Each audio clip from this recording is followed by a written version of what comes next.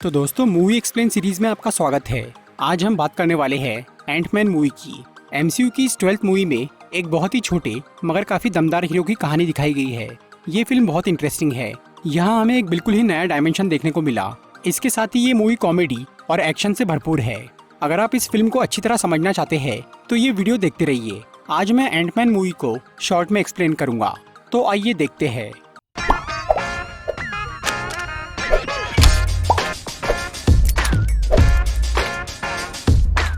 ये कहानी है हैंक पिम नाम के एक आदमी की, जो कि एक फिजिसिस्ट और एंटोमोलॉजिस्ट थे, यानी एक भौतिक वैज्ञानिक और कीड़ों के वैज्ञानिक जो कि शील्ड के लिए काम करते थे।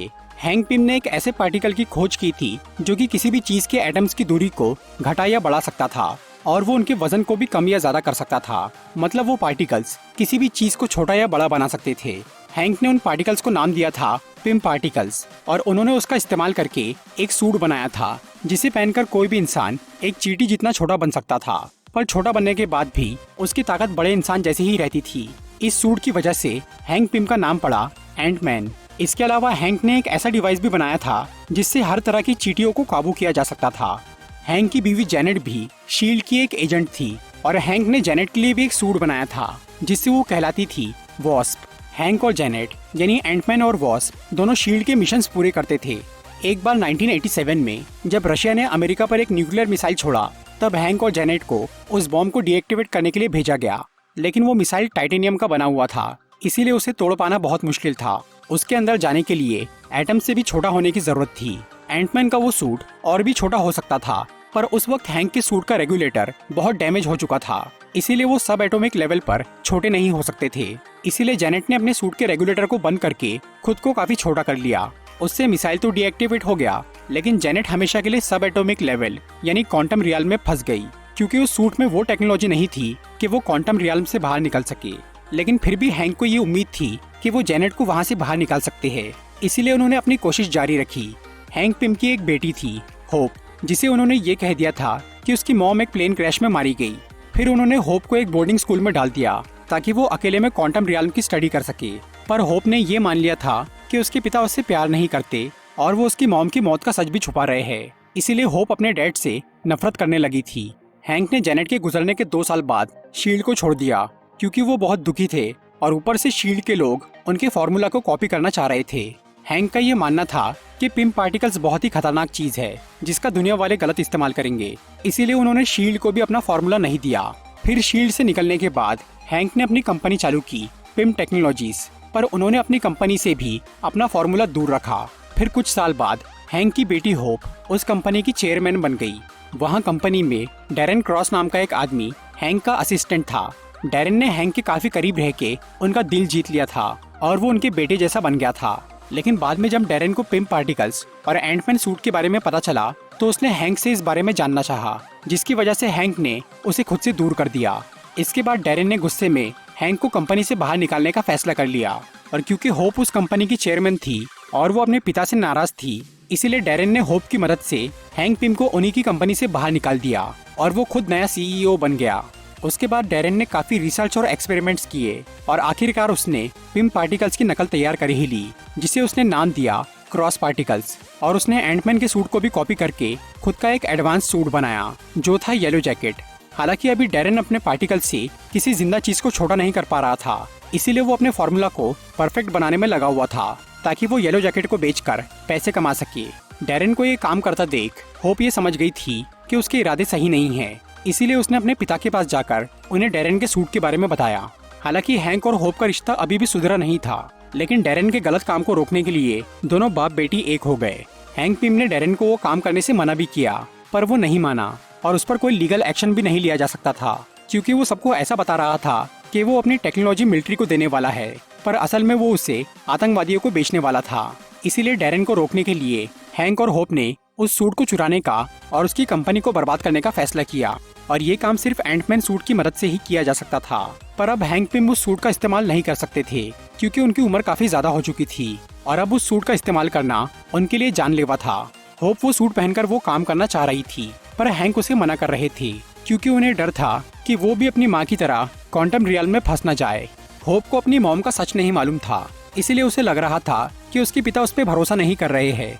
इस काम को पूरा करने के लिए हैंक पिम को एक ऐसे बंदे की तलाश थी जो कि एंटमैन का सूट पहनकर आसानी से वो चोरी कर सके। और तब हैंक को स्कॉट लैंग के बारे में पता चलता है। स्कॉट लैंग एक इलेक्ट्रिकल इंजीनियर था जो कि टेक्निकल काम में बहुत एक्सपर्ट था। स्कॉट अक्सर अपनी स्किल्स का इस्तेमाल करके ऑनलाइन रॉबरी करता था, पर वो खुद के फायदे के लिए चोरी नहीं करता था, बल्कि वो बड़े क्रिमिनल्स को लूट के वो पैसे उन लोगों को लौटाता था जिनसे वो पैसे चुराए गए हो। स्कॉट शादीशुदा था और उसकी बीवी को उसका एक काम करना पसंद नहीं था।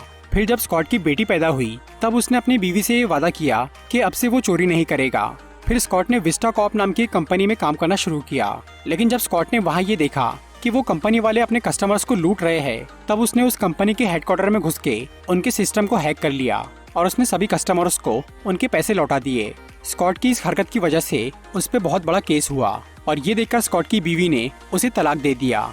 फिर सन 2012 में स्कॉट को 3 साल की जेल हुई और जेल में स्कॉट की पहचान लुइस नाम के एक आदमी से हुई जो कि उसका अच्छा दोस्त बन गया। जब स्कॉट जेल में था तो उसी दौरान उसकी बीवी ने पैक्सटन नाम के एक पुलिस ऑफिसर से एंगेजमेंट कर ली। फिर 2015 में स्कॉट जेल से बाहर निकला, पर अब उसके पास ना तो नौकरी थी और ना ही घर, इसीलिए लुइस ने उसे अपने घर पे रख लिया। स्कॉट का अपनी बीवी से तलाक हो चुका था, लेकिन फिर भी वो अपनी बेटी कैसी से बहुत प्यार करता था और उसकी बेटी भी उससे बहुत प्यार करती थी। लेकिन कोर्ट ने स्कॉट को ये ऑर्डर दिया था कि उसे अपनी बीवी को चाइल्ड सपोर्ट के लिए पैसे देने होंगे, नहीं तो वो अपनी बेटी से नहीं मिल सकता। लेकिन स्कॉट के क्रिमिनल रिकॉर्ड की वजह से उसे कोई नौकरी नहीं दे रहा था और उसका अपनी बेटी से मिलना बहुत मुश्किल हो गया था। उधर हैंक पिम ने स्कॉट के बारे में सब कुछ पता लगा लिया था कि कैसे उसने विस्टा कॉर्प जैसी बड़ी कंपनी के सिस्टम को हैक किया और स्कॉट की क्या क्या मजबूरियां है। हैंक पिम के मिशन के लिए स्कॉट लैंग बिल्कुल सही आदमी था, इसीलिए हैंक ने चालाकी से स्कॉट के दोस्त लुइस को एक खबर पहुंचाई कि उनके घर में एक तिजोरी है जिसमें बहुत सारा पैसा है। मतलब हैंक पिम अपने ही घर में चोरी करवाना चाहते थे क्योंकि उन्हें स्कॉट की काबिलियत को आजमाना था। जब लुइस को उस तिजोरी के बारे में पता चला तो उसने स्कॉट को इस बारे में बताया। हालांकि स्कॉट पहले इसके लिए राजी नहीं होता, लेकिन बाद में जब कोई उसे नौकरी नहीं देता तो अपनी बेटी के लिए पैसे जमा करने के लिए स्कॉट वो चोरी करने को तैयार हो जाता है। फिर स्कॉट लुइस और उसके दोस्तों की मदद से हैंक पिम के घर में घुस जाता है। उधर हैंक सीसीटीवी कैमरा से स्कॉट पर नजर रख रहे थे। उस घर में काफी एडवांस सिक्योरिटी सिस्टम थे, लेकिन स्कॉट उसे तोड़ने में कामयाब हो जाता है। फिर वो उस तिजोरी तक पहुंच जाता है। उस तिजोरी को खोलना लगभग नामुमकिन था, लेकिन स्कॉट अपना दिमाग और काफी जुगाड़ लगाकर उस तिजोरी को तोड़ देता है। पर उसके अंदर पैसे नहीं थे। उस तिजोरी में रखा हुआ था एंटमैन का सूट, जो कि हैंक पिम ने वहाँ इसीलिए रखा था ताकि वो ये देख सके कि स्कॉट उस सूट का इस्तेमाल कर पाता है या नहीं। स्कॉट उस तिजोरी में पैसे नहीं मिलने से बहुत उदास होता है, पर खाली हाथ लौटने की बजाय वो उस सूट को ही चुरा लेता है। फिर बाद में स्कॉट उस सूट को पहनकर देखता है और जब वो उसके एक बटन को दबाता है तो वो अचानक बहुत छोटा बन जाता है। और इस वक्त भी हैंक पिम स्कॉट पर नजर रख रहे थे। फिर स्कॉट उस छोटे साइज में काफी ठोकरें खाता है और वो सबसे बचते हुए किसी तरह अपने घर से बाहर आता है। फिर जब वो उस सूट का दूसरा बटन दबाता है तब वो अपने नॉर्मल साइज में आता है। उधर हैंक पिम बहुत खुश थे कि स्कॉट ने उनका टेस्ट पास कर लिया, पर होप इस बात से खुश नहीं थी क्योंकि उसे खुद वो मिशन पूरा करना था, इसीलिए वो स्कॉट को अपने रास्ते से हटाना चाहती थी। उधर स्कॉट इस सब से अनजान था और वो एंटमैन सूट पहनकर बहुत डर गया था, इसीलिए वो वापस हैंक पिम के घर में जाता है और वो उस सूट को उसी तिजोरी में रख देता है। लेकिन जब स्कॉट घर से बाहर निकलता है तब उसे पुलिस पकड़ लेती है और वो पुलिस वहाँ अचानक नहीं पहुँची थी, बल्कि होप ने उन्हें वहाँ भेजा था क्योंकि वो स्कॉट को अपने काम से दूर रखना चाहती थी। इसके बाद हैंक पिम स्कॉट से मिलने के लिए जेल में जाते हैं और वो उसे बताते हैं कि उन्होंने ही उसे वो सूट चुराने दिया था। फिर हैंक स्कॉट को बोलते हैं कि वो उसे जेल से बाहर निकाल सकते हैं, बदले में उसे उनका एक काम करना होगा जिसके लिए वो उसे बहुत सारे पैसे भी देंगे। फिर हैंक पिम वहाँ से चले जाते हैं और वो कुछ देर बाद एंटमैन सूट को छोटा बनाकर अपनी चींटियों के जरिए स्कॉट के पास भेज देते हैं, जिसे पहनकर स्कॉट छोटा बन जाता है और वो जेल से भाग जाता है। फिर हैंक अपनी उड़ने वाली चींटियों को स्कॉट के पास भेजते हैं, जिसके ऊपर बैठकर वो हैंक पिम के घर में पहुंच जाता है। वहाँ पर स्कॉट की मुलाकात होप से होती है। फिर हैंक और होप उसे बताते हैं कि उसे क्या काम करना है, और क्योंकि स्कॉट के पास कोई नौकरी नहीं थी इसीलिए वो पैसे कमाने के लिए ये काम करने को तैयार हो जाता है। फिर हैंक और होप स्कॉट को ट्रेनिंग देना शुरू करते हैं। हैंक उसे एंटमैन सूट का इस्तेमाल करना सिखाते हैं और होप, जो कि मार्शल आर्ट्स में एक्सपर्ट थी, वो उसे फाइटिंग स्किल्स सिखाती है। शुरुआत में होप ये काम अच्छे से नहीं कर रही थी, लेकिन बाद में जब हैंक उसे जेनेट की सच्चाई बताते हैं तब होप को एहसास होता है कि उसके डैड उसे खोना नहीं चाहते थे, इसीलिए उन्होंने इस काम के लिए स्कॉट को चुना है। इसके बाद होप पूरी लगन से स्कॉट को ट्रेनिंग देती है, जिसकी वजह से स्कॉट उस सूट को अच्छी तरह इस्तेमाल करना सीख जाता है और वो हर तरह की चींटियों को भी काबू करने लग जाता है।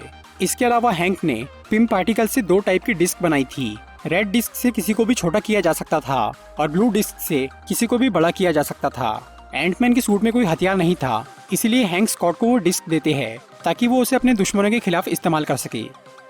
दूसरी तरफ डैरेन अपने क्रॉस पार्टिकल्स से जिंदा प्राणियों को भी छोटा करने में कामयाब हो गया था। मतलब अब उसकी टेक्नोलॉजी कंप्लीट हो चुकी थी और वो उसे बेचने के लिए तैयार था। उधर स्कॉट पूरी तरह से ट्रेन हो गया था, लेकिन उसे अपने मिशन से पहले एक और काम करना था। हैंक पिम ने बहुत साल पहले सिग्नल डिकॉय नाम का एक डिवाइस बनाया था जिसकी उन्हें इस मिशन के लिए जरूरत थी, पर वो डिवाइस अभी न्यूयॉर्क में हावर्ड स्टार्क के गोडाउन में रखा हुआ था। इसीलिए हैंक उस डिवाइस को लेने के लिए स्कॉट को वहाँ भेजते हैं। लेकिन स्कॉट जब वहाँ पहुँचता है तो वहाँ उसे नजर आता है एवेंजर्स का नया हेडक्वार्टर। ये देखकर हैंक और होप उसे वापस लौटने को बोलते हैं, लेकिन स्कॉट फिर भी वहाँ चला जाता है। पर उसके वहाँ पहुँचते ही सैम विल्सन यानी फैल्कन वहाँ पर आ जाता है और वो स्कॉट को पकड़ने की कोशिश करता है, लेकिन स्कॉट उससे लड़के उसका सूट खराब कर देता है। फिर वो उस हेडक्वार्टर में घुस के वो डिवाइस चुरा लेता है। अब हैंक पिम का पूरा प्लान तैयार हो चुका था, लेकिन उधर डैरेन को ये पता चल गया था कि हैंक पिम ने स्कॉट लैंग नाम के एक आदमी को काम पे रखा है और वो उसका येलो जैकेट चुराना चाहते हैं। इसीलिए वो एक रात हैंक के घर पे आता है उन्हें मारने के लिए। लेकिन डैरेन ये समझ गया था कि होप भी वहाँ मौजूद है, इसीलिए वो हैंक को मारता नहीं। इसके बाद डैरेन अपनी कंपनी की सिक्योरिटी को काफी बढ़ा देता है ताकि कोई भी उसके काम में टांग न अड़ा सके। इस वजह से हैंक और होप का प्लान मुश्किल में आ गया था। इसीलिए स्कॉट अपने 3 दोस्तों को भी अपने प्लान में शामिल कर लेता है ताकि वो उस कंपनी में आसानी से घुस सके। उधर डैरेन ने अपनी कंपनी में एक फंक्शन रखा था और वो उसी दिन अपना सूट बेचने वाला था। इस फंक्शन में वो हैंक पिम को भी बुलाता है। इसी दौरान स्कॉट अपनी चींटियों की फौज के साथ पानी के रास्ते उस कंपनी में घुस जाता है और उसके तीनों दोस्त कंपनी की सिस्टम को हैक करके उसकी मदद करते हैं। फिर स्कॉट उस कंपनी में सभी जगह पर बॉम्ब लगा देता है। उधर डैरेन अपना येलो जैकेट सूट हाइड्रा और 10 रिंग्स नाम की ऑर्गेनाइजेशन को बेच रहा था। तभी स्कॉट उस चेंबर में पहुंच जाता है जहां येलो जैकेट रखा हुआ था, लेकिन तभी डैरेन अपना सूट वहां से निकाल लेता है और वो स्कॉट को पकड़ लेता है। डैरेन को पहले से ये मालूम था कि स्कॉट वहां जरूर आएगा, इसीलिए उसने अपने येलो जैकेट के साथ एंटमैन सूट को भी बेचने की तैयारी कर रखी थी और अब वो हैंक पिम को मारने वाला था। फिर स्कॉट अपनी ब्लू डिस्क का इस्तेमाल करके उस चेंबर से बाहर निकल जाता है और वहाँ होप और स्कॉट की सबसे लड़ाई शुरू हो जाती है, जिसकी वजह से हैंक को डैरेन की गन से गोली लग जाती है। फिर डैरेन अपना सूट लेकर एक हेलीकॉप्टर से वहाँ से भागने लगता है और स्कॉट उसके पीछे जाता है। इसके बाद होप और हैंक उस कंपनी से बाहर निकल जाते हैं और लुइस उस कंपनी का अलार्म बजाकर सब लोगों को वहाँ से बाहर निकाल लेता है, जिसके बाद उस बिल्डिंग में लगे सारे बॉम्ब फट जाते हैं और डैरेन के क्रॉस पार्टिकल्स और उसका पूरा डेटा तबाह हो जाता है। डैरेन को पहले ये लग रहा था कि स्कॉट वहाँ सिर्फ उसका सूट चुराने आया है, लेकिन जब वो अपनी कंपनी की बर्बादी देखता है तो उसे बहुत गुस्सा आता है और फिर वो अपना सूट पहनकर स्कॉट से लड़ना शुरू करता है। फिर वो दोनों लड़ते लड़ते हेलीकॉप्टर से नीचे गिर जाते हैं और एक घर में पहुंच जाते हैं। वहाँ स्कॉट डैरेन को एक इंसेक्ट किलर मशीन में फंसा देता है।